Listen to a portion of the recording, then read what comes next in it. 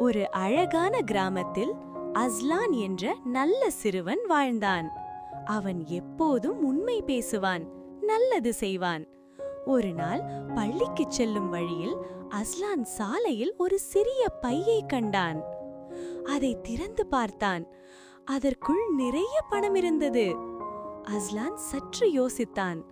பிறகு அவன் மனதில் தோன்றியது, இது எனது அல்ல, கடவுள் எல்லாவற்றையும் பார்க்கிறான்.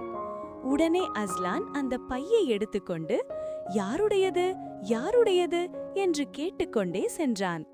அப்போது ஒரு தாத்தா மிகவும் கவலையுடன் பணத்தை தேடிக்கொண்டிருந்தார். அஸ்லான் அவரிடம் சென்று, தாத்தா, இதை தேடுகிறீர்களா என்று பையை கொடுத்தான். தாத்தா மகிழ்ச்சியுடன் சொன்னார், கடவுள் உன்னை ஆசிர்வதிப்பான் மகனே. அஸ்லான் சந்தோஷமாக சிரித்தான். மகிழ்ச்சியுடன் வீட்டிற்கு திரும்பினான். நீதி: நல்லது செய்வதை கடவுள் மிகவும் விரும்புவான். நேர்மையான குழந்தைகள் எப்போதும் வெற்றி பெறுவார்கள்.